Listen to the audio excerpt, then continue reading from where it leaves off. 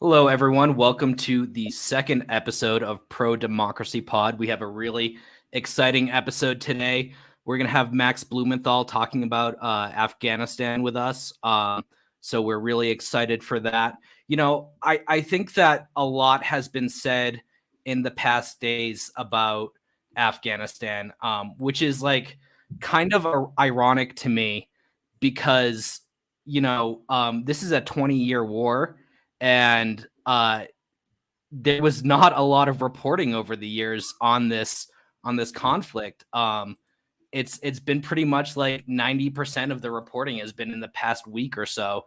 And I actually, I want to start off by sharing some clips with you guys that kind of showcase the state of journalism on this conflict that are like, they're pretty recent videos that I think are really relevant. So I'm going to set that up right now. I just, excuse me, because I'm still getting used to this. I hope this looks all right on your end. Do we see it? Yeah, great. Okay, so first, I want to share this clip from Julian Assange, who, of course, published the Afghan war logs that showed, the way that U.S. Reaper drones were working and the U.S. killing and NATO killing of innocent civilians. So I just want to share this clip where this is from 2011, and he has a message that I think has been echoed by some in the past few days, but hasn't gotten a whole lot of exposure in the mainstream media. So just take a look at this.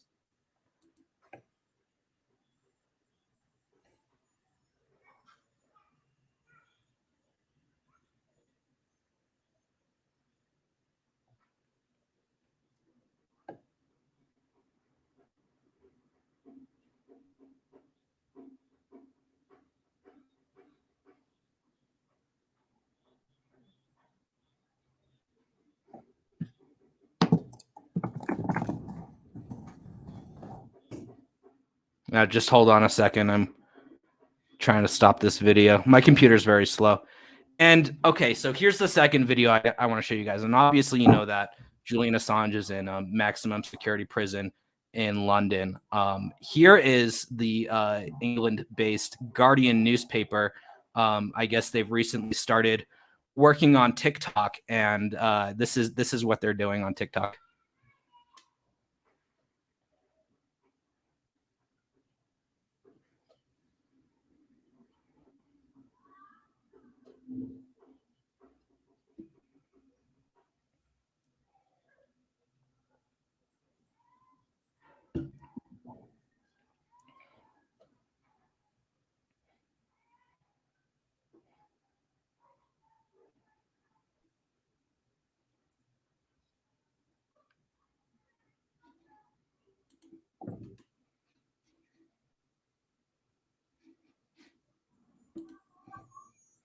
So I hope you guys were able to hear those clips. I just personally, I love the image of that like nerdy British Guardian reporter, in front of like sideways in front of the World Trade Center and Osama bin Laden. And obviously the Guardian's a hugely successful news outlet. So I think those two clips just really illustrate the state of journalism on this conflict. I mean, even today, because those are like clips that, were the Assange clip is from 2011, but this Guardian clip is very recent, and the Assange clip was shared in 2011, and it's so relevant today. So I really wanted to share that. I have to interrupt you because I think some people probably thought this as well, but I couldn't hear any of the sound. Oh, is that right? I did put on audio sharing. Okay, so Julian Assange basically what his point was that Afghanistan was not meant to be a successful war. It was meant to be an endless war, and while it wasn't exactly endless, it did last for 20 years. So in that right, it was successful. And what it was meant to do was take money from the U.S. taxpayers and funnel it into U.S. elites, defense contractors, the military-industrial complex, and get them rich at the expense of U.S. taxpayers. And also, not mentioned by Assange, but I'm sure he obviously knows this, is, access to Afghanistan's natural resources, the rare earth metals and the oil, which actually bridges kind of to something else that I wanted to talk about, which was the U.S.-backed oil pipeline by the Unocal company. I'm not sure if I'm saying that exactly right, but this was a pipeline that they were planning on building through Afghanistan in the 1990s, and the Taliban, was actually flown to meet with this project had the backing of Bill Clinton, and the Taliban was supposed to be the guards of this pipeline. They were supposed to administer it, and they were flown to DC by a guy by the name of Zalmay Khalilzad. This guy, he actually got his start, working on Operation Cyclone, which was a project of Brzezinski. It was, basically they funded billions of dollars to the precursor of the Taliban called the Afghan Mujahideen, and this group obviously splintered off into groups like Al Qaeda and the Taliban. And they gave them tons of guns to basically destroy the Soviet government. So Khalilzad got his start there, and this is a guy that I actually wrote about for Mint Press News a few years ago, who has been super relevant. I mean, like, he helped write the Afghanistan Constitution. He actually once tried to have himself installed as an unelected ruler of Afghanistan. This is all in my report, and it's all backed up by official evidence and mainstream reporting, like from the New York Times and whatnot. And so this is the guy that Donald Trump picked to lead the U.S. team in negotiations with the Taliban in Doha, Qatar. And then, again, he was retained by Joe Biden to lead those negotiations. They kept him on board with the presidential transition. And so, this is like one of the worst characters in D.C., a perfect example of why our policy failed so hard. And I could have told you that this was going to be a disaster. And part of the reason is because you have guys like Zalmay Khalilzad leading the charge. So, every week we've been talking about how we're going to give our democracy award for the, most exemplary leader of democracy movements. And this week we've decided to give it to Zalmay Khalilzad. Congrats. Congrats, Zalmay. So, I mean, Mila, you had like a really interesting tweet the other day, which I think was kind of in line with what Julian Assange was saying. Great minds think alike. No. Well, tell us what your point was there. Yeah, okay, because I've been seeing a lot of, like, sometimes the rhetoric is actually like well-meaning, where it's saying stuff like, these failed wars that we get into ourselves, these wars failed. Like, the narrative is kind of like, or like, oh, America couldn't even beat this like mountain army and whatever. And I think, my point was that when we accept these narratives, what we're doing is we're actually taking the pro-war politicians at their word, because we're acting like the object of the whole thing is to like actually change the government into a better government. Like, the premise of regime change, the stated goals of regime change are obviously very different from like who is actually profiting from it. And so, you see these wars are like massive wealth transfers to arms dealers and to these corrupt politicians, to oil companies and whatever. These guys totally fine. And in the case of Afghanistan, there's also like the opioid issue as well. And so, like, the people who are meant to profit already profited. And I don't really see the architects of this war being prosecuted for what they've done, despite the fact that, if this was another country, there might be a different international response to it. So, I mean, I think they got off pretty scot-free. The people who are the harmed ones are, obviously, the people who, like, the Americans who are not part of the ruling class, who, have basic necessities denied to them, while there's this wealth transfer that's essentially going to these arms companies. So, I mean, it failed the people, but it was never meant to benefit the people to begin with. it was never actually meant to keep them safe, and it was never, meant to benefit the people of Afghanistan either. And so, like, my point is, don't take these people at their words. They're politicians, like, they especially, of all people, should not be taken at their word. Yeah. And I want to interrupt real quick because we have been broadcasting so far on Periscope. We're going to drop that link and encourage everyone to move over to the Rockfin stream to catch the rest of the episode. Once again, we're going to have Max Blumenthal on to talk about all of this stuff in Afghanistan. So thank you for joining us, and join us on Rockfin, please. Yeah, it's gonna be good. Max's book has some interesting stuff on Afghanistan as well that I think will be good to talk about. I'm sorry, just a second here. Go ahead. Yeah, so sorry for the technical difficulties, especially with those clips. I'm told on Twitter that there's no audio on those clips, so I'll drop them in the comments at the end because I really do think they're important. But once again I want to thank everyone for joining us. I told my family that I was starting a podcast, and they were asking me if I had a co-host, and I said, yeah, she's from Canada, and they didn't believe me. So we're still getting confirmation on Mila's actual existence. Yeah, I'm actually like in New York right now. No, yeah, it's true. The rumors are true. She's alive and well, and not a Taliban hostage either. No, nor am I like pulling a Hariri, Oh, right. Yeah. Are you staying at the Ritz-Carlton? Yeah, I'm actually at the Ritz-Carlton right now. Please send help. It looks like it from your background. This is a really old building in the E02 in Montreal. It's like a classic, like Jewish Orthodox neighborhood, and the deli and the bagels here are divine. So I'm very jealous. As I was telling Mila before the podcast, I cannot find a good bagel in Mexico, and my Jewish soul is aching. So, yeah. But another thing that I really wanted to talk about, and this is in line with the theme of our podcast and Afghanistan, is these protests that have been going on in front of the White House the past few days.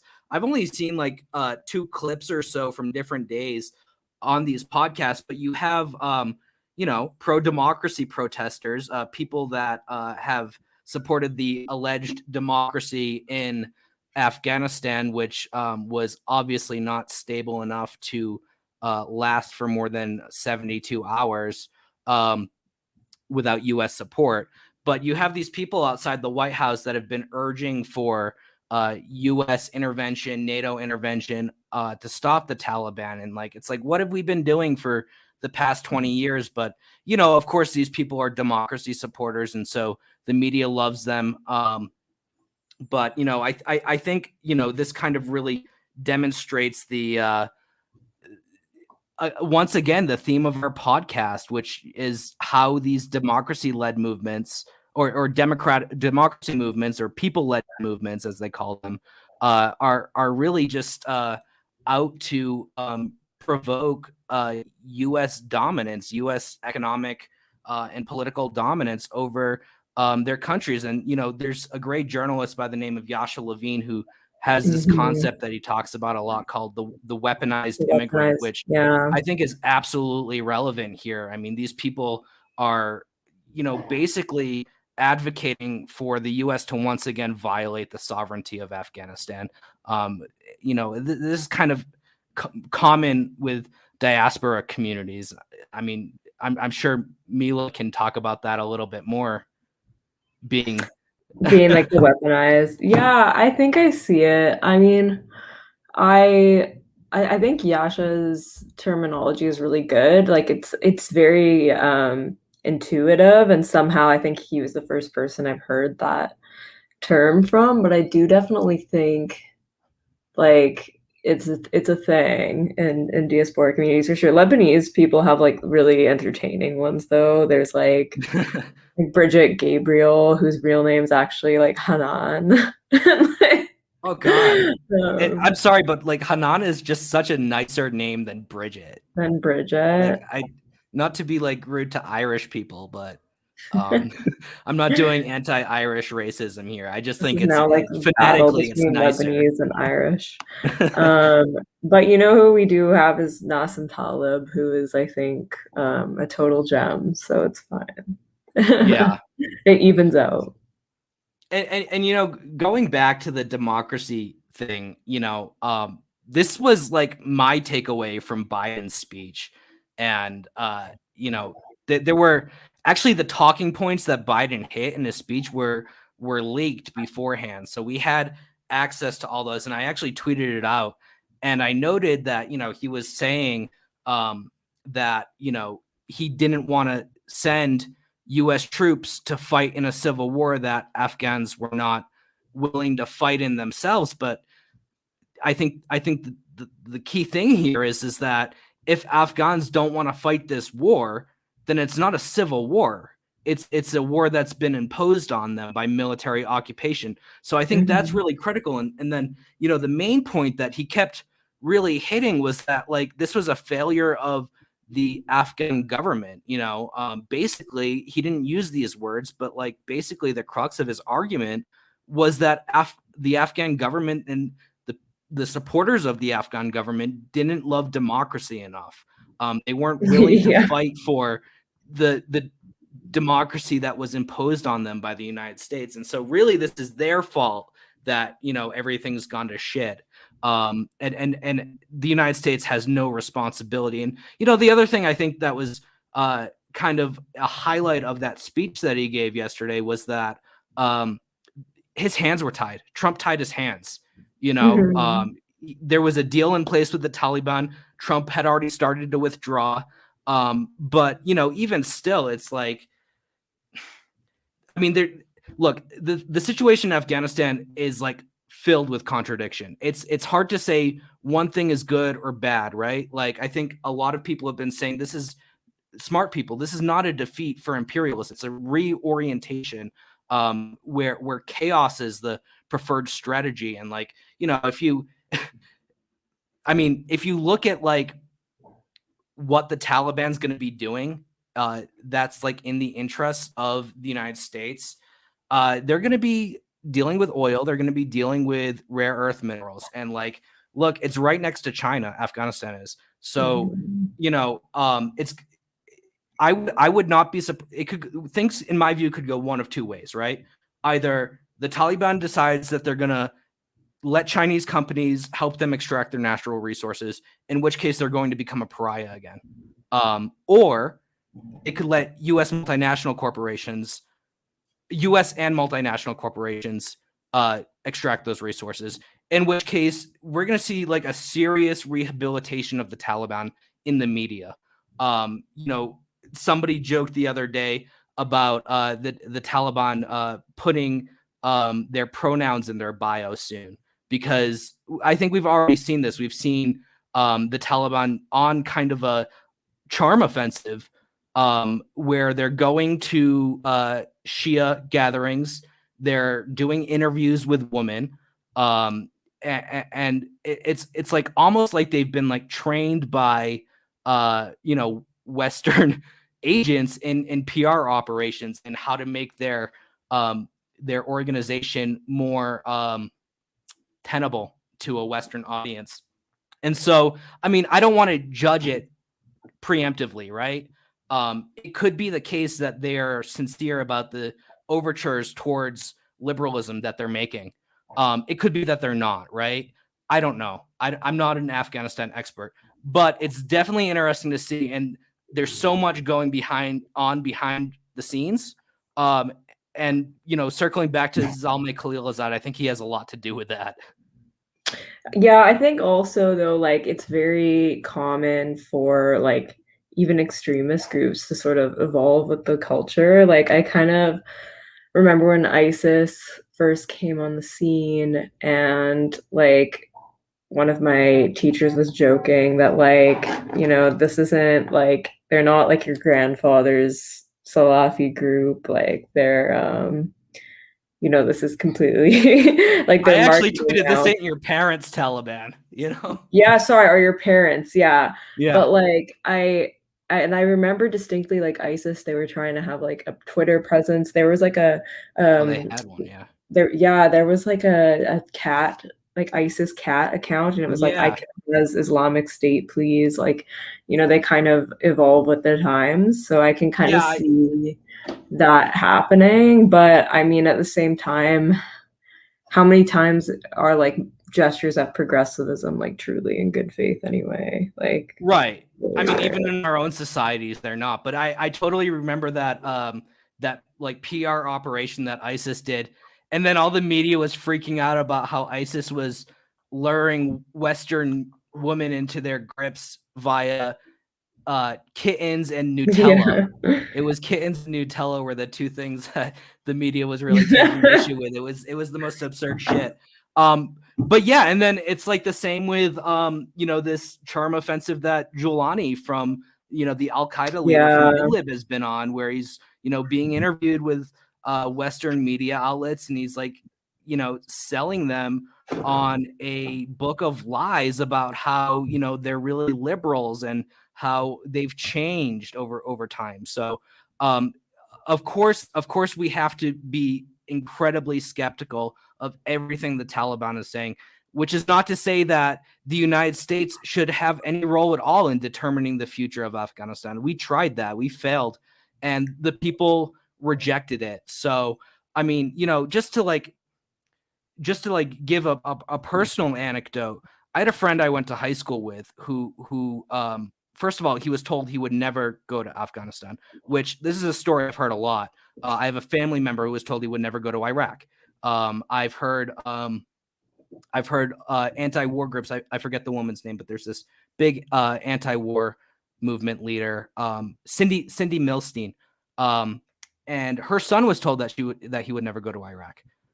So the U.S. military has been lying about this for a long time, and I'm sure if I would really like to see like a study on how many people were lied to about actually going to fight these wars, and then were forced to. But my friend from high school, he's in Kabul, and he saw a U.S. military tank strike a 4-year-old girl, send her flying through the air, and killed her. And like this, I know there's not like a lot of space on the left for discussions about the toll that this has taken on U.S. troops, and I just want to be super clear that nobody has suffered more than Afghans.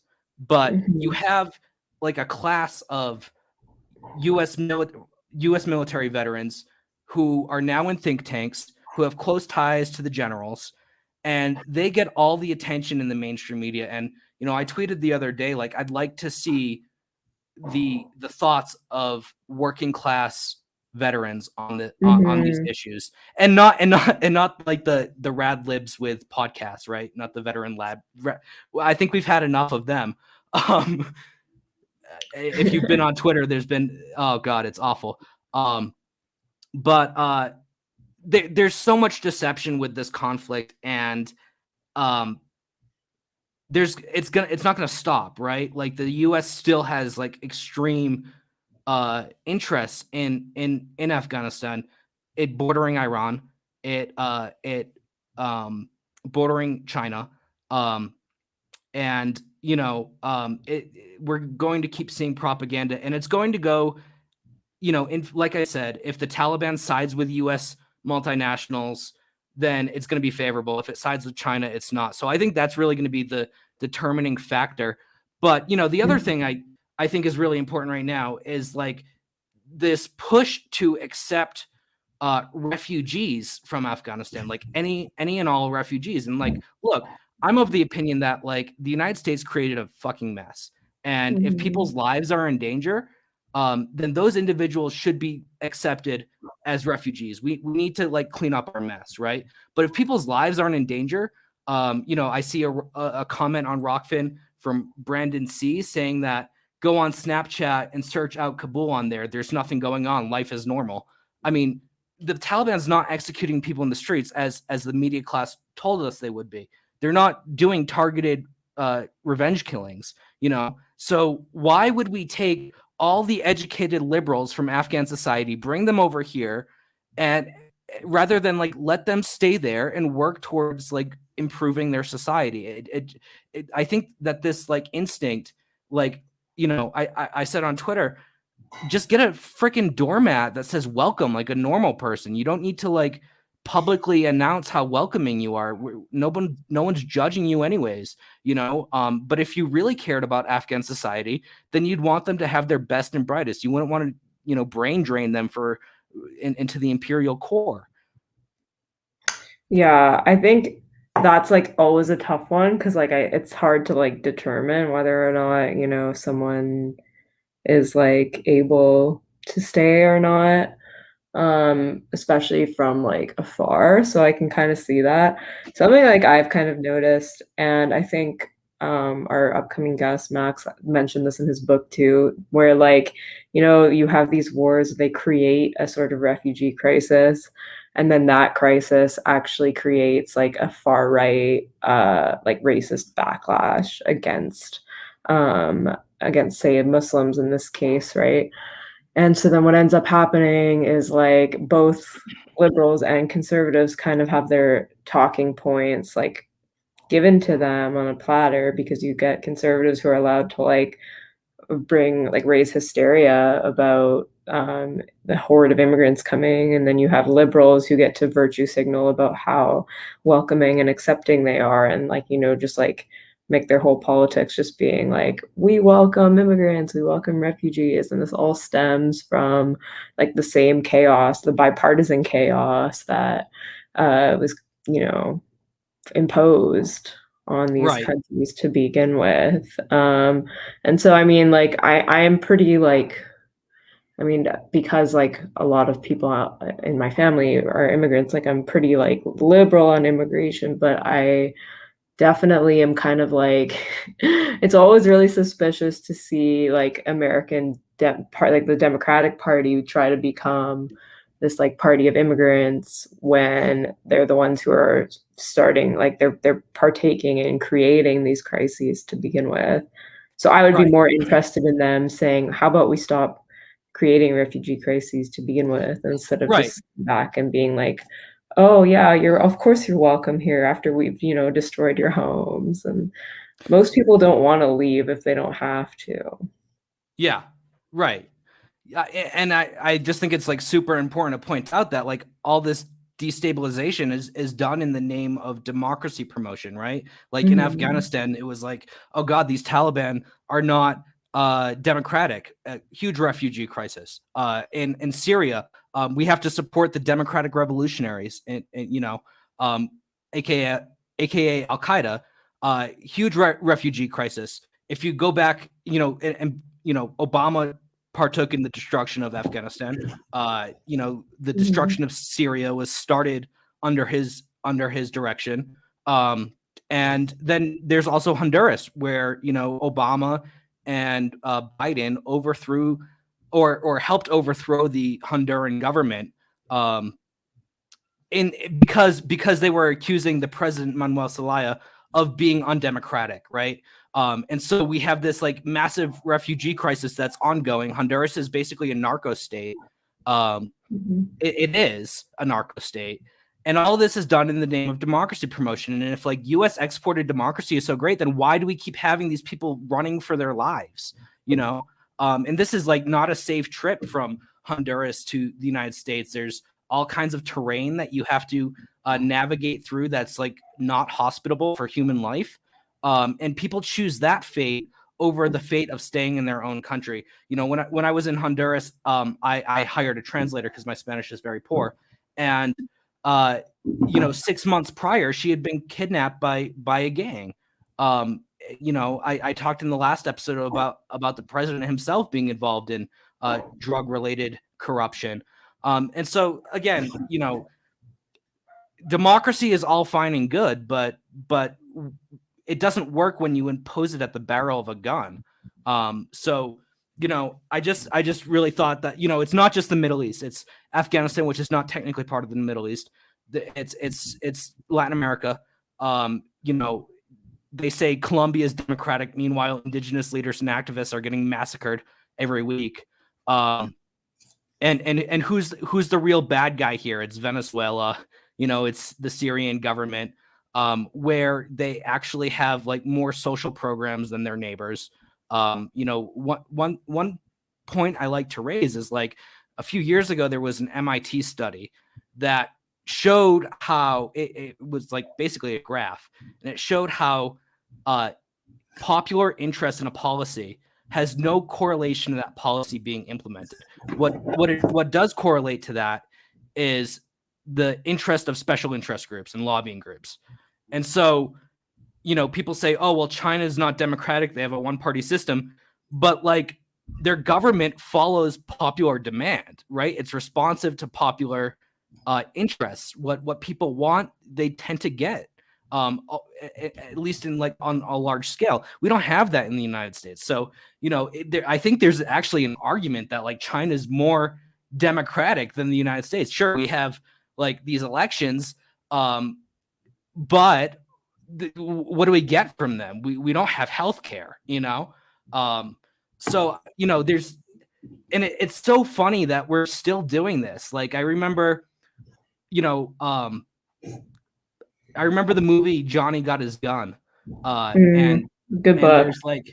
There's like a kid asking his father, he's like, you know, what is democracy? And the father says it's got something to do with young men killing each other. And this is like a movie based off Cold War politics, and we're still freaking doing it because we're in the new Cold War. Yeah. You know, it kind of like you have to think about like what is the word democracy doing in these conversations, because a lot of people don't actually have the same definition of democracy. Like even in like democratic theory, like in the scholarship, people don't have the same definition. And so it's very hard. Like it's my personal view that in our current economic system, it's not really feasible to even have. And so obviously you're not going to be able to just impose it by imposing like these neoliberal shock therapy efforts that, you know, the US does in these imperial missions. But I kind of think that the role it's playing in this conversation is kind of similar to, you know, the language that was used during the mandate system, where it was like, oh, we need to make sure they have good governance. And then before that, you know, we need to make sure that the native population is enlightened, just like us. And so now we're seeing that with democracy, and I think also like women's rights and LGBT rights to an extent as well, where it's like, you know, these people don't have this like, you know, common argument brought up in Palestine conversations. It's like, well, you know, in Palestine, they don't have a pride parade, as though that's like one of the points against them, right? And it's kind of similar in the respect, you know, we're following this idea of like, we need to bring enlightenment. And I think that's the role that like democracy is playing. It's not real democracy. I don't think a lot of the people are even kidding themselves into thinking it is, but I don't know, maybe some are true believers. Yeah, and you know, as it relates to the Afghan government, I mean, like there has been so much corruption in Afghanistan. You know, I was looking at an article the other day that said that $15 billion lost to waste, fraud, and abuse because of I mean, in regards to like reconstruction projects, right? And that those numbers came from SIGAR, the Special Investigator for Afghan Reconstruction. It's a U.S. government agency, U.S. military agency. And even they admitted that like there's massive fraud involved. And this is the same kind of like argument that's used when the United States wants to overthrow other governments. Like in Ukraine, they said that Ukraine's massively corrupt. Joe Biden was the champion of that. Of course, his son got millions of dollars for basically a no-show job. So actually, I'm going to leave it at that because we have Max Blumenthal joining us. I'm going to add him now.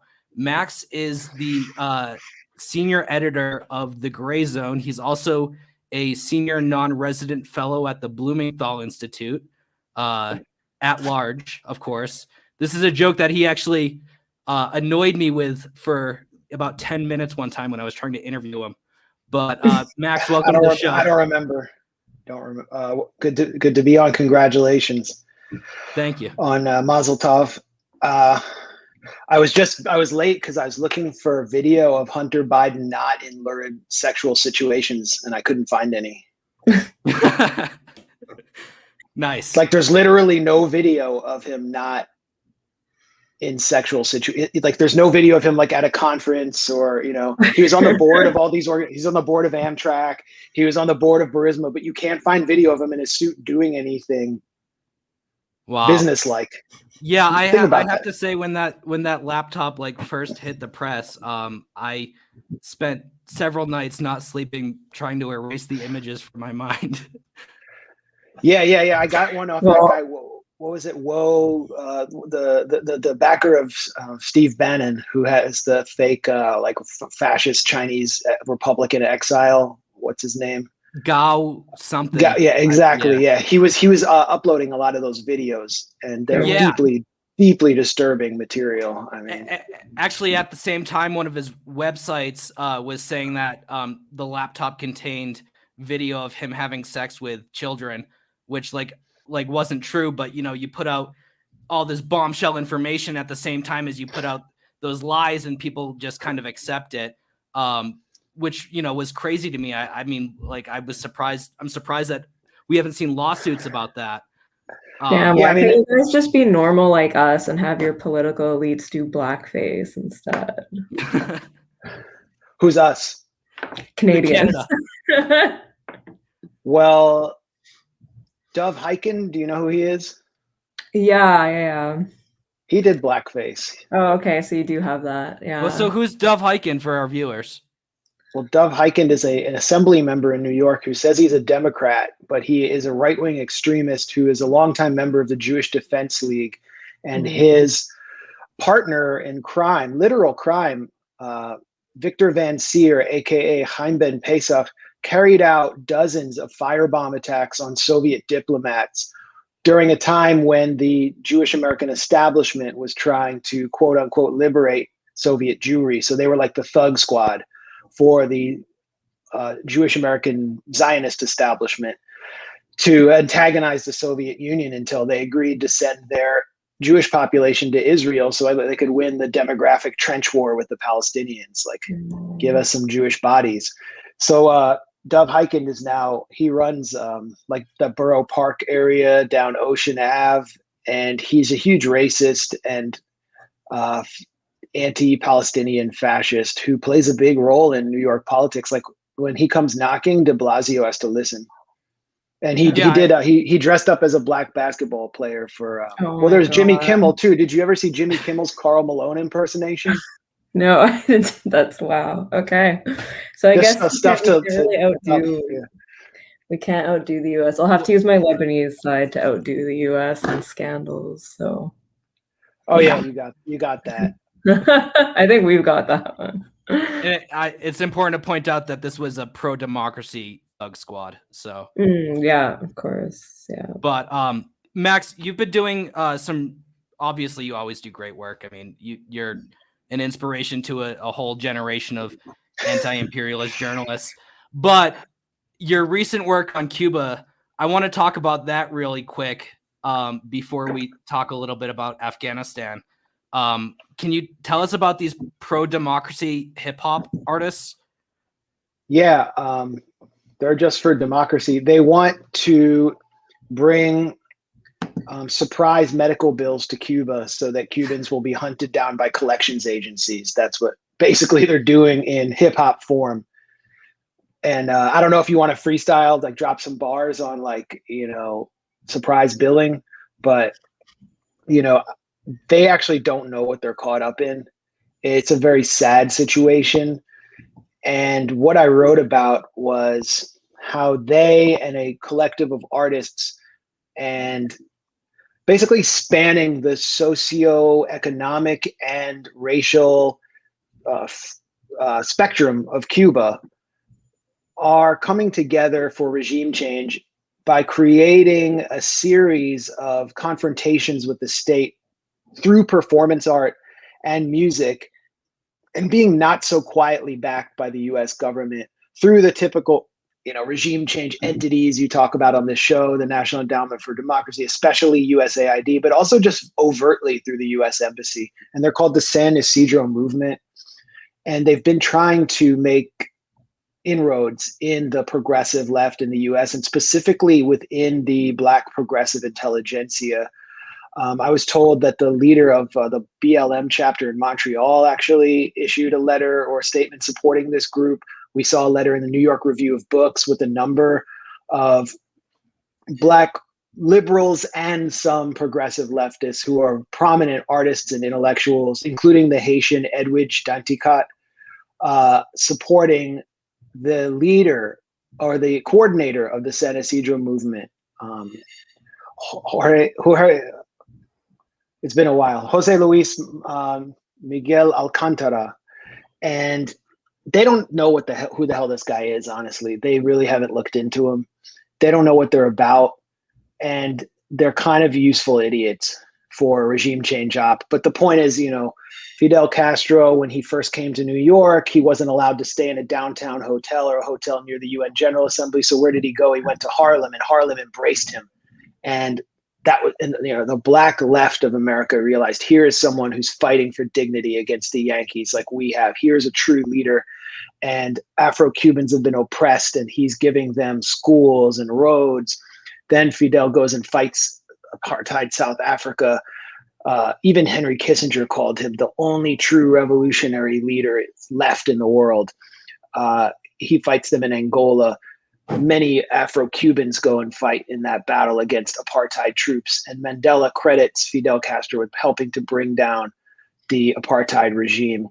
And Fidel Castro gives sanctuary to Assata Shakur, as well as other Black leftist dissidents from the US. And so they're clearly trying to break Black American solidarity for the Cuban Revolution with this group, which is mostly Afro-Cuban, although they do have some lighter skinned, like literary type members, or they have a journalist guy who runs in Mexico, a National Endowment for Democracy and Soros sponsored magazine called Estornudo. But Alcantara is Afro-Cuban. He lives in the San Isidro district of Old Havana. And if you ever go to Havana, this is a district where it's mostly Afro-Cuban. There's a lot of tourists around because of the romance of Old Havana. I don't know if you remember, what was the Ry Cooder film, the Buena Vista Social Club. He kind of brought back all of the old romantic singers from Cuba's past, and a lot of tourists started flocking down there. And basically, the whole social pyramid of Cuba got turned upside down in the special period. The Soviet Union and the socialist bloc collapsed, and all these tourists are down there. It's a big part of Cuba's special economy because it's a way to get cash in. And the Afro-Cuban population decides that this is something we can profit off of by essentially allowing ourselves to be exploited by tourists, or renting out our homes to the tourists. Meanwhile, you have the engineers and the highly trained people who go through the patriotic institutions of the revolution, who are educated at the best universities, and they're earning $7 a month in US dollars, whereas all these other people are hustling tourists. They're known like jineteras or jinetero. Jinetero means jockey, and it's women who are basically, a lot of them became pay-as-you-go girlfriends for tourists. And you would just see the most disgusting European men in these areas of Old Havana with beautiful young women who are making, hundreds of dollars a month. And then the men are jineteros. They'll come up to you and be like, hey, my friend, I'll show you around and give you a tour, or I'll buy you some, if you buy me, let me buy you a beer. And then they would skim 10 cents off the top, anything they can get, while this economy is just under siege with no support, no outside support. So that creates friction with the state. They get removed from the institutions of the revolution and the political education process, and they develop a separate culture and do fall under policing because of their contact with foreigners. Foreigners can bring in also political infiltration. I was stopped and briefly detained walking through that area of Old Havana with a Afro-Cuban guy. I mean, he started out trying to like hustle me or whatever, which is totally understandable in his position. And then he took me to all these homes where I saw got to meet families who practice Santeria, and I got to talk to them. And like, we got detained at the end of the night because here's this white guy from America hanging out there. What is his agenda? What is he doing? Could he be, recruiting people or something? They ran his file. It came through, un borracho y nada más. Like, he's just a drunk. He's just some guy who likes to hang out. I mean, their security is excellent. And then they checked my ID and were like, they let us go after 2 seconds. But that's the situation there. And so the US has moved into, I was there in 2000 when hip hop was starting to come in, and this group called Orishas was huge. They were internationally famous, Afro-Cuban group. They relocated to Spain. Their main rapper, E02 had become kind of an international celebrity. And so Cuba was proud of them at the time. But you would see it, and I started to get a sense that some of this music was turning rebellious, was very critical, not necessarily of Fidel, but of the bureaucracy.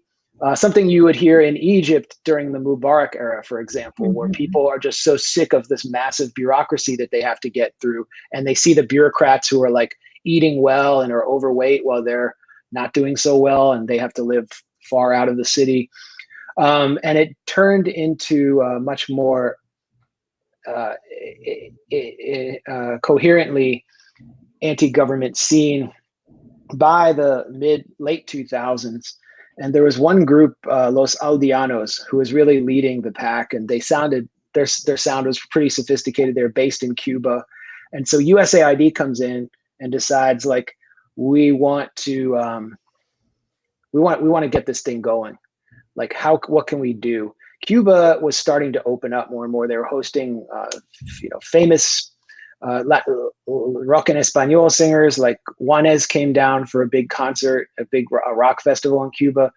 And this promoter comes down from Serbia to try to get Los Aldeanos on the bill to raise their profile, because they're going at the government really hard.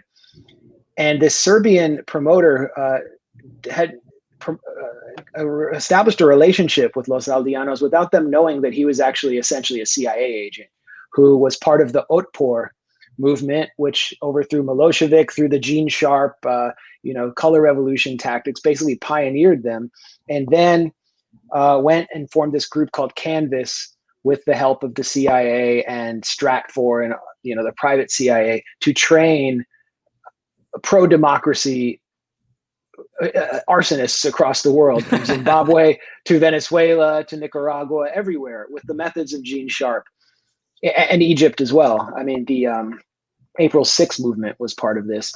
So anyway, this guy brings his tactics to Cuba, pretending to be a music promoter. The Cuban state starts to notice something strange is happening, because they're starting to involve a lot of celebrities, including one of the most famous revolutionary singers, Silvio Rodriguez. I'm a big fan of his. His son was kind of like, didn't know what was going on, and was brought in, and they were trying to bring him into a more critical point of view. They were doing just a really sloppy job. So Cuban intelligence rolls this operation up, and it gets exposed in like The Guardian and international media, and the U.S. Senate. It gets to the U.S. Senate, and Pat Leahy freaks out. He's like, "What the hell are you doing down there? This is ridiculous what you're doing. Like, stop this right now." But they didn't stop. They escalated. USAID, it's like there's no oversight there. I mean, what they did in 2014 was they sent right-wing Venezuelans and I think Colombians into Cuba to lead fake HIV prevention workshops in order to continue to prey on the vulnerable Afro-Cuban youth population. And that the whole goal of these workshops, according to leaked documents that made it into the British press, was to recruit pro-democracy protesters. They're going at the most vulnerable, most restive population, the Afro-Cubans, and it's almost exactly what the U.S. Senate and the Intelligence Committee freaked out about during the Russiagate era, when they said, "Oh, Russia is trying to get BLM and getting behind BLM," but it was actually happening there. So And really, I've heard they do the same thing with you know, indigenous Hondurans, black Hondurans. You know, it's like big Yasha's weaponized immigrant. It's weaponized indigeneity. You know, Yeah. or you know, black Nicaraguans as well. Right. They're really trying to work on them on the Mosquito Coast, on the Atlantic coast. Yeah. And they're divided there. I mean, look at the Uyghurs, the Tibetans. Right. I mean, that's the model. It's always to take some minority group that's pissed off and to amplify their grievances and then weaponize them. And in Cuba, this is, you know, the key, they think, to regime change. So basically, the internet's taking off. It's starting to happen in Cuba. Cuba gets 3G in 2018, and that means you can access the internet through your cell phone, which means that Cubans are going to use social media, which is an enormously powerful form of communication, including for U.S. intelligence. I mean, that's what the Arab Spring, that's what enabled the Arab Spring. So Miguel Diaz-Canel comes in. He's getting a little bit concerned about the way the CIA is trying to use culture and art as a weapon against his government. And there's just so many things are taking place at this time. You have a really toxic regime change brew where the Castros have faded from the scene. Fidel has died. Raul is going to resign. Diaz-Canel, he was like a leader of a teachers union. He was not like known as a revolutionary fighter, so he doesn't have the mystique that they had. The Trump administration is introducing a maximum pressure policy, 240 new unilateral coercive measures, including cutting off remittances, which was a big, I mean, that's billions of dollars of cash just cut off. So, and that hurts and the Afro-Cuban population a lot. But it just hurts the people who are the most desperate and least connected to the state. And then, you know, the pandemic hits and the tourists stop coming. So in 2018, Diaz-Canel passes a decree that declares that all art and culture has to be pre-approved by the Ministry of Culture because he sees what's going on. It was never enforced, but that provided the space for this San Isidro movement to form. And then they launched their provocative protests. Alcantara, their coordinator, he basically gets children in the San Isidro district to run around with U.S. flags, like that's his performance. And then they're detained by cops because the cops are, I mean, they're surrounded. It's like that's a frightening display there. Then he takes pictures of himself on the toilet with a Cuban towel around his waist, like a Cuban flag towel, like a direct insult to the Cuban Revolution. There's another picture he took of himself lying on the beach, and he's sitting on top of a Cuban flag with U.S. swimsuit, U.S. flag swimsuit, and he writes "Cuba Libre" on the sand. Like, this guy's supposed to be a performance artist, and another one of his performances was he got children from the neighborhood who are suffering enormously under the siege under Trump. And then he has them look at an exhibition of candy wrappers that he drew or painted. And his paintings suck. I mean, it's absolute garbage. And the point is to show them what they're being denied by the communists. Then you have like rappers like Michael Osorbo from he's one of the more popular anti-government rappers now. He said that he loves Trump and that Trump should surround Cuba with the U.S. Navy and not allow anything inside. He was like, ship, just completely put us under siege. Don't let anything inside until this government falls.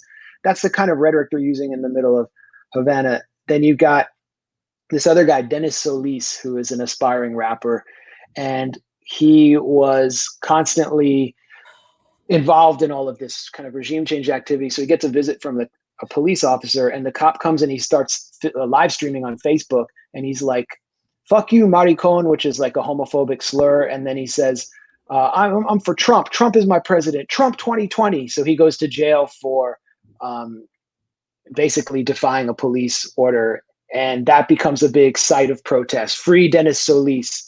That leads to protests outside the Ministry of Culture. All of this flows directly into the protests that we've seen now, along with a massive a massive information war through an echo chamber of anti-government Cuban websites that have cropped up based in Miami through shell corporations, as well as these very suspect Facebook pages. There's one where the protest began. It's called City of Humor.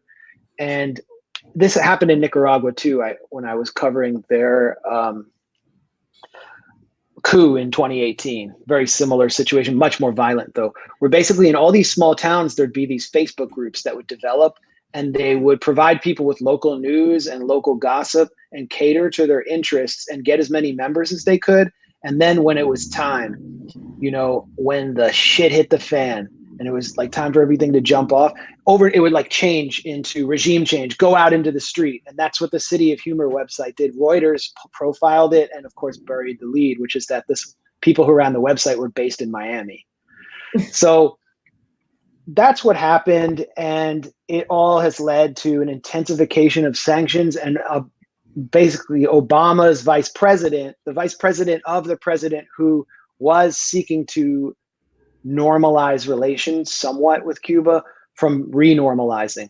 And he has embraced Trump's maximum pressure policy and intensified it. Samantha Power, her USAID, recently put out a call for funding applications in support of Cuban regime change. And it cited their greatest success as this song, Patria y Vida, which has about 8 million, maybe 10 million views on YouTube.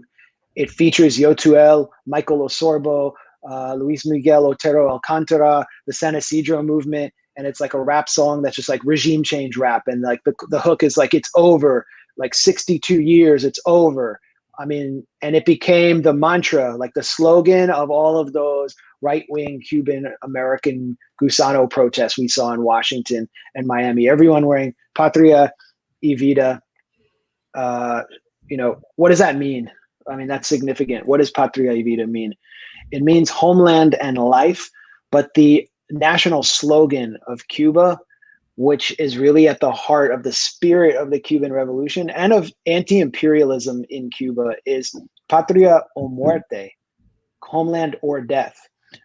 There was a CIA attack on a Cuban merchant, on a merchant ship that was bringing weapons to Cuba legally to support the revolution, and many dock workers were killed in this explosion. It was a very emotional moment. The CIA, it was right after the Bay of Pigs, and so Fidel delivers an emotional speech and declares at its apex, Patria o Muerte. What does he mean? He doesn't mean if you don't support us, you will die. He says, we will die if we don't defend our country. If we don't have a country, we will go back to the death and morbidity we experienced under Batista. So what they've done with this slogan is, first of all, represent the national slogan of Cuba as authoritarian threat, like you will die if you don't support the homeland, but also to erode and evaporate Cuba's anti-imperialist spirit so that it can no longer resist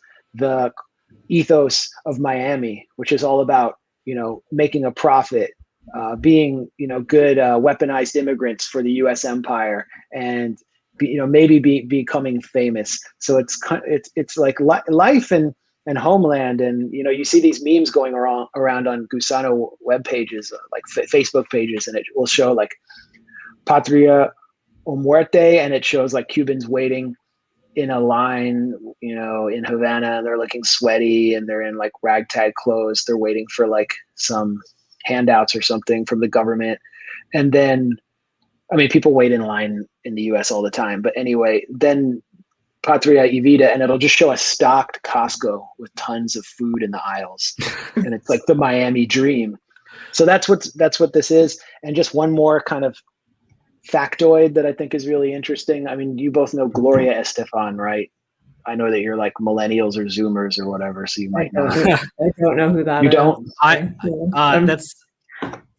That's come on, shake your body when you do that sound, but I know you can control yourself any longer. I know the song, but yeah. Okay, yeah, I know the song. Yeah, I am. Yeah. Probably. Can you do some more though? I'm not quite sure. Yeah, the rhythm is gonna get you. You know that. It's her and the Miami Sound Machine, like just kind of cheeseball Miami. sort of samba with like synth drums, like and her husband is the producer, Emilio Estefan. Her father is named, I think, Jorge Solero, and he was a bodyguard for Batista. And he was recruited by the CIA to storm the Cuban shores during the Bay of Pigs, was captured actually by his own cousin, and then released to the US. He heads off to Vietnam as a volunteer in order to demonstrate in his mind that the Cuban and American population will do anything for American empire, so that they will try again someday to invade Cuba. And he was sort of an ambassador of the community in Miami, Calle Ocho. So he gets sprayed with Agent Orange, deteriorates as a man in front of Gloria Estefan's eyes. U.S. empire actually killed him. It killed him. And she, instead of saying, how could they abuse my father this way for a disgusting war where we just were mowing down poor rice farmers by the hundreds of thousands, instead of that, she takes on his politics along with her husband, Emilio. And they helped put together this song, from what I'm hearing in Cuban circles, Patria y Vida. And now they have a new song coming out called Libertad. Because if you see like the Gusano protesters, they always go like that for Libertad. That's like their new symbol. And so this song is going to be their anthem. He's making it with the like Free Cuba Foundation, which is funded by the U.S. government. So it's basically another spook anthem. And you have a direct line from Batista through the Miami Sound Machine to these kind of regime change anthems. It's pretty interesting, and it's very out in the open. Yeah. I just do have to issue a small correction. You mentioned a Cuban musical group earlier. They've actually been renamed to the Buena Vista Social Distancing Club. So, okay. Well, I'm glad they're masking up, and that's all that matters, really. But this is really interesting because it sounds like they're kind of following the playbook that was written by Pussy Riot, right? Because you had Pussy Riot engaging in all these high-profile stunts, getting, running at Putin naked and shit like that, meeting with Hillary Clinton, getting praise from Hillary Clinton. And this sounds like pretty much the same thing. But, if you actually listen to Pussy Riot's music, I wouldn't recommend it. I like punk music, but this is just like absolutely jarring. Oh, awful. It's horrible music. It's so bad. I mean, no one knows that they even make music. They have like 12 songs. Yeah, they're not. I don't know what they are. They're obviously an op. But that's a great point about Pussy Riot. Like, if I had thought of that, I would have said this is kind of like the Cuban version of Pussy Riot, because it really, and it's an effective way of creating friction with a state, and then exposing it or presenting it to the West as authoritarian. Mm-hmm. Like, what do you think would happen in the U.S. if a bunch of naked Antifa protesters ran into Catholic church or evangelical mega church and just started like having sex or like grinding on a representation of Jesus? Like, the cops would have arrested them, wouldn't they? I mean, that's just what would happen in any society. It's not like, oh, well, excuse me, we need to stop. This is art and we value art as a society. So they got arrested. I mean, but they're always doing that. And I don't know if you remember this piece I wrote about Reuters and the BBC basically functioning as an arm of the British Foreign Office through these leaked or hacked documents that I got, and Twitter put a warning label on my piece. Well, it buried in the piece is that a Russian opposition outlet called Media Zona was involved in these UK Foreign Office programs. The UK Foreign Office was providing them with training and social media support, and it's run by two members of Pussy Riot. So, I mean, you have a pretty direct connection there. Yeah. You got a few minutes to talk about Afghanistan? Yeah, I got like 15 minutes I can do. Great. All right. So, I mean, we spent a lot of time talking about Afghanistan while we were waiting for you, but like, I don't know. I guess you're a great guest. What's your general take on like what's going on? If you had to just shout something out. Well, I just have questions about what's going on right now. I'm not someone who's going to pretend to have serious expertise. We're going to talk to Pepe Escobar tomorrow at Moderate Rebels at 2 p.m. And I think he was captured by the Taliban briefly. He's going to have a lot more to say about where the opium money will go, what the significance of the $1 trillion of rare earth minerals is under Taliban control, what it means that the Taliban its leadership has been in Doha for the past several years.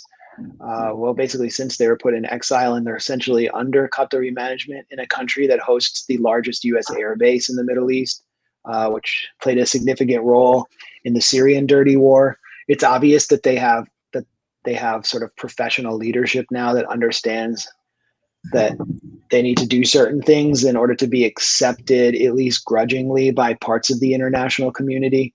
The way that Al-Qaeda's largest franchise since 9/11 is gaining acceptance in the Idlib province of northwest Syria.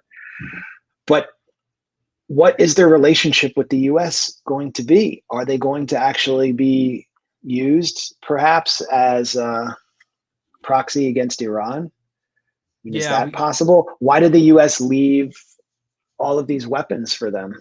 Was that just a way of transferring weapons to the new authority? And what about these pipelines? Are they going to provide protection for pipelines in the works that have ownership that is part of the ownership by U.S. companies? Is that going to be like the Unocal pipeline in the 90s that the Taliban were essentially paid to guard because the forces of CIA proxy Gulbuddin Hekmatyar were not as reliable? These are all the questions I have right now. And what we can clearly see is that the factions in Washington that have prevailed for the last 20 years have suffered a blow. And Biden does deserve some credit for that. I mean, he just decided we got to get the hell out of there. And that's not how war is waged anymore.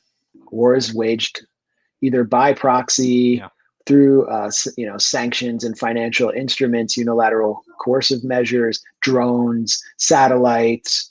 And why would the Biden administration fight this old, idiotic neocon way of war? So the media is pissed off. Like the Beltway media, you can really see what they are. They're just part of the war lobby. And no one is being held accountable for this titanic crime. Trillions of dollars wasted, hundreds of thousands of lives wasted. And, if you're a patriotic American or you're a veteran, those thousands of American lives wasted. No one is being held accountable. The same Beltway press corps that almost made me feel sympathetic for Jake Sullivan at the press conference he had yesterday. I mean, one of the least sympathetic people who's ever been born in the history of humanity, I almost felt sympathy for. That same press corps rehabilitated the image of George W. Bush because he said some semi-coherent statements against Donald Trump.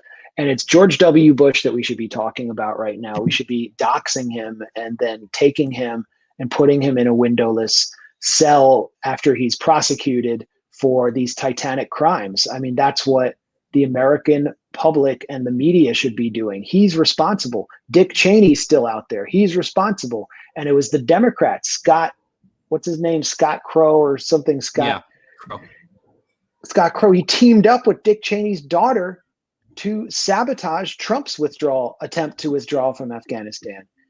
That's the Democrats. So there's no accountability. And I mean, once you start holding these people accountable, you're going after a big part of the U.S. economy. I mean, a lot of mansions went up in suburban D.C. because of that war.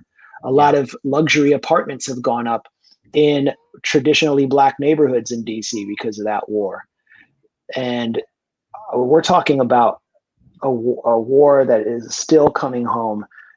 I mean, it came home through the 9/11 attacks. It hasn't finished coming home here.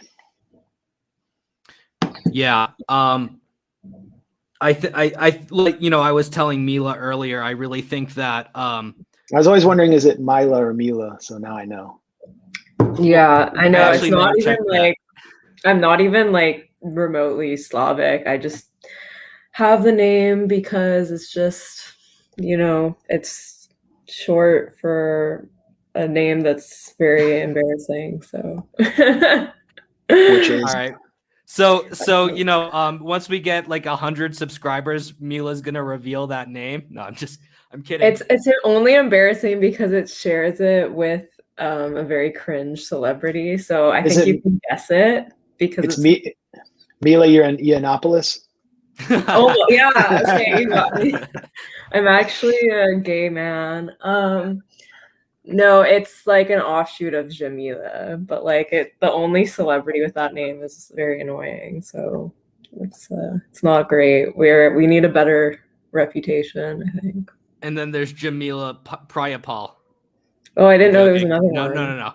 Pramila Jayapal. She's Okay. Yeah. But it's cool because like either way, like if it's my first name or last name, it's like it's one of the US's enemy countries. So maybe my next name will be like Chinese. Like, I don't know. We'll see. Yeah. So, speaking of China, that's cultural appropriation. I was saying to Mila earlier, I think the determining factor in how the US media is going to wind up treating the Taliban is going to be who they work out economic deals with, right? If they let Chinese companies come in and help them extract their resources, then they'll be pariahs again. If they let US and multinational corporations come in, they'll be considered liberal icons. I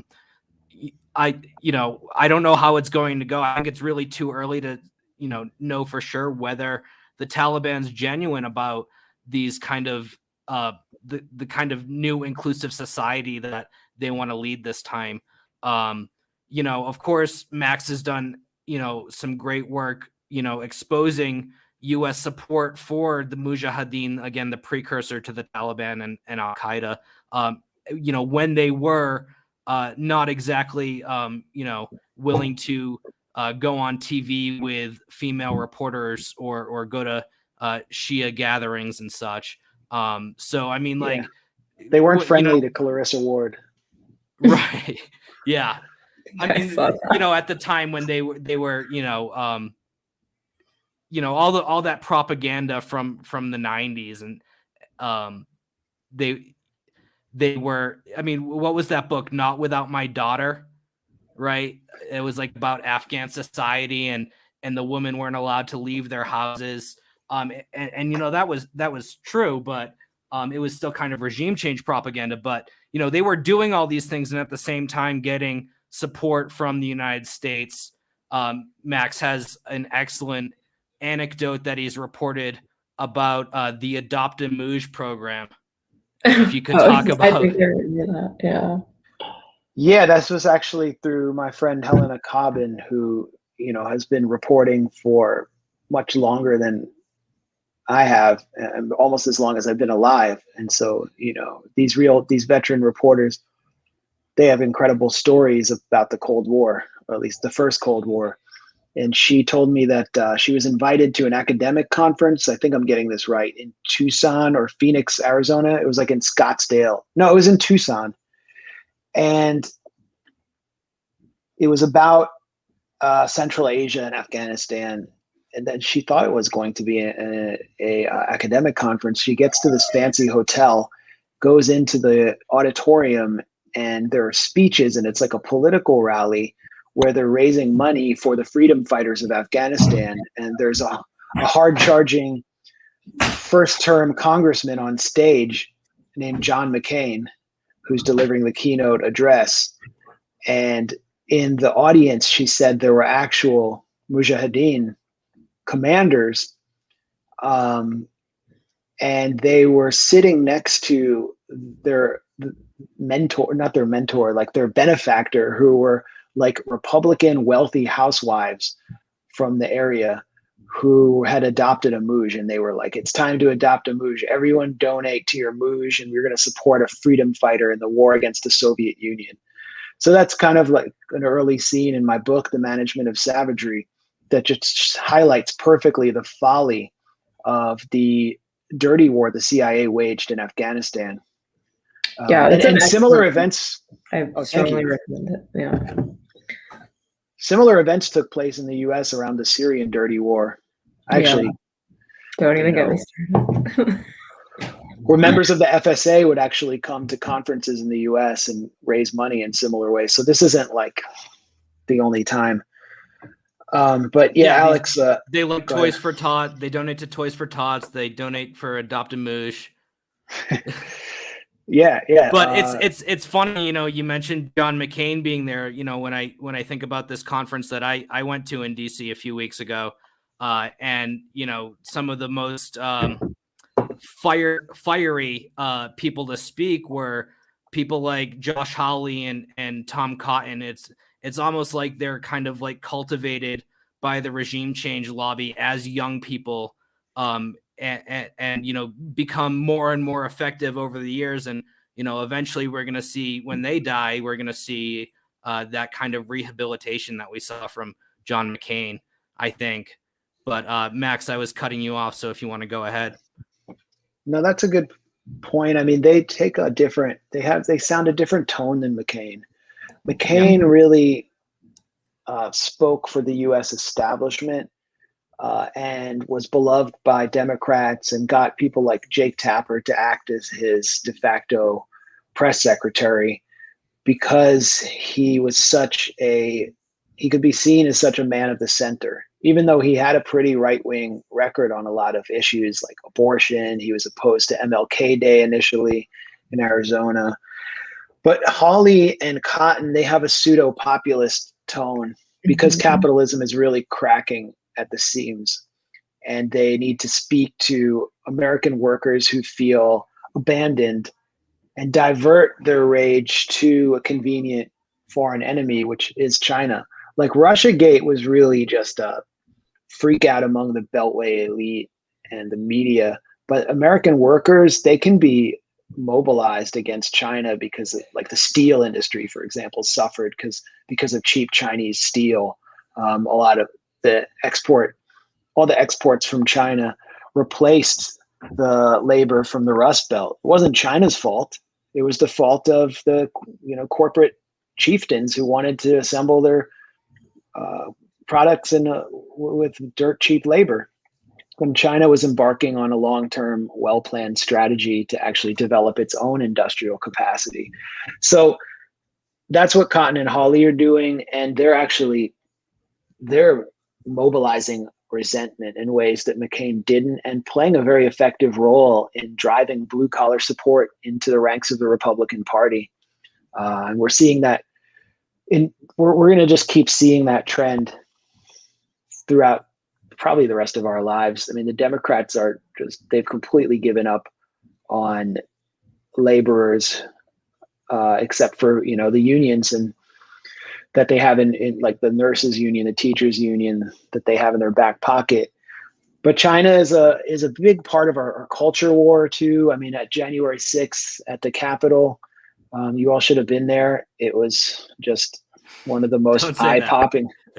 I was in class, actually. I was in my law class and it was unfolding and everyone's like, what the hell is going down over there? Because like in Canadian law classrooms, they kind of like portray the US as like our chaotic sibling. So well, it was it was perfect for reinforcing that image. Just like how I was at the Capitol and I was looking at images of Canada and nothing was going on and people were like not doing anything cool and they were like, boring. Yeah, we don't have anyone storm the parliament in costumes. Where's the vigor over here? I don't know. Well, I'm in Quebec, which is like actually has a very heavy protest culture. Like if you raise tuition by like $100, it's like riot. So, I mean, but that goes hand in hand with like the Gusanos and the Falun Gong. Yeah, well, those ones I saw in Vancouver when I saw the protests. And it's funny because the ones that I saw like in the exact same location, I went back there like a week later and I saw like MEK people and FSA flags waving. And I told my mom, who's like, she's Christian, from like a Middle East Christian, and I was like, stay away from the art gallery. There's FSA flags over there. Yeah. Like, not again.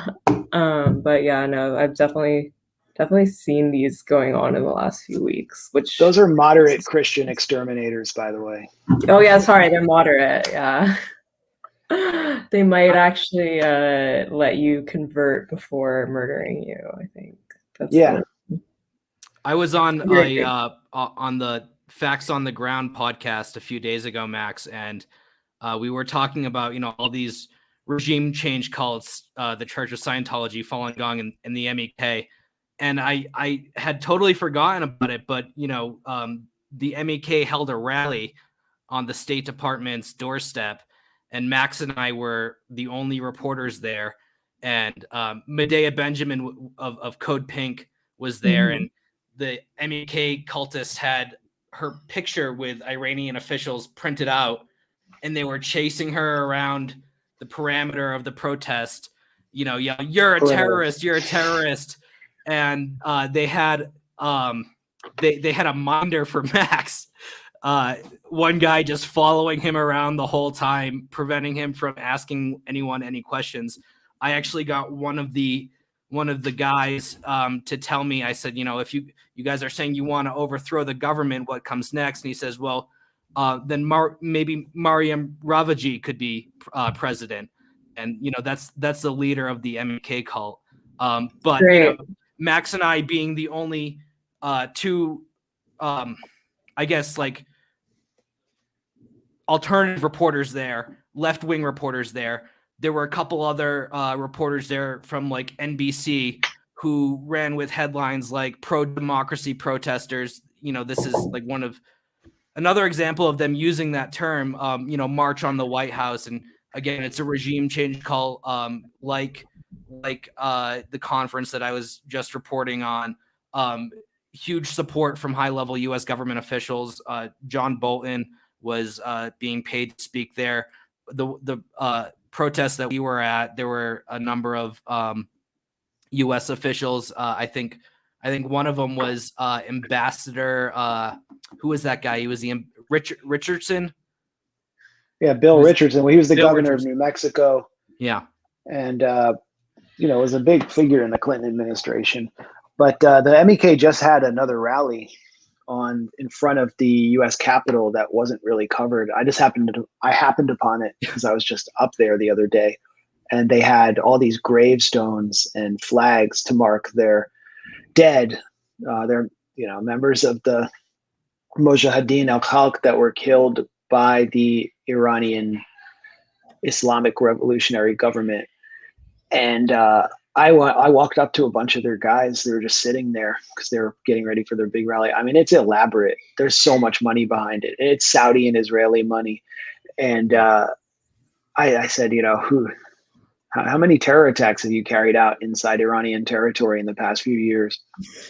And so I got them all whipped up. It was like just for fun. I was on my way to the eviction moratorium where I then and then you harassed Cori Bush, allegedly. Well, yeah, I didn't harass her at all. I know, I'm just kidding. I harassed Adam Schiff because he deserves to be harassed. But But anyway, the guy was screaming at me, and we were going back and forth, and I was like presenting him with evidence that the MEK has carried out assassinations of Iranian nuclear scientists inside Iran, and he kept trying to shift the discussion and not answer the question. But when I finally got him to answer, I was like, so you support these sanctions that are preventing people from buying shirts and clothes and like having food? And he's like, yes, sanctions are good. Sanctions are good.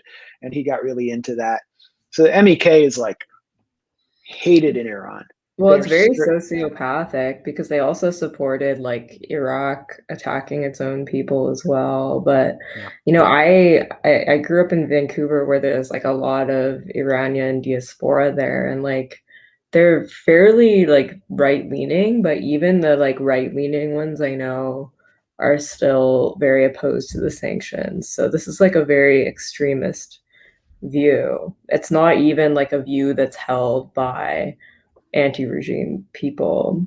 In my I'm not a journalist, but in my limited interactions with the community. No, that's accurate. It's kind of the sense I get in Westwood as well. I have some connections with the community there, and they do have like a progressive underground. Mm-hmm. I wouldn't call it a silent majority, but it's a significant minority. And they, reached out to me over the years. I did an event on Palestine with some of them, and they're sick of they hate the MEK, obviously, but they're just sick of the constant pressure to support something that's killing their family members over there. And that's a powerful. It's also, there's a similar dynamic with Cubans. There was a segment of the Cuban American community, the younger segment, that supported Obama's quasi-normalization policy. And even being around the Venezuelan embassy, where Alex was basically locked inside, surrounded by like a zombie mob of right-wing Venezuelans, you would get the sense among a lot of them, especially as their numbers started to grow, that it was all kind of like a product of pressure, and to be part of the community, they needed to assert themselves there, and that they had no idea what the hell they were doing there. And they were just, like brainwashed zombies being guided by a few sociopaths. Carlos Vecchio in particular. It's the tragedy of the weaponized immigrant, I think, is that they get brought into the hateful politics of the US, and they get severed from their roots. Yeah. I had to just look this up right now because I forgot exactly what it was. But if you remember at the MEK protest at the State Department, the main chant that they were doing was US must take action, mullahs must get more sanctions. And then the drum players would go,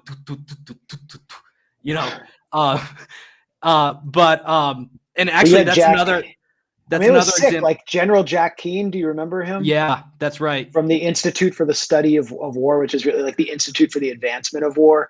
And he said, like, Iranians are starving, maximum pressure is working, they're hungry, unemployment is growing, and the crowd is like, yay, unemployment.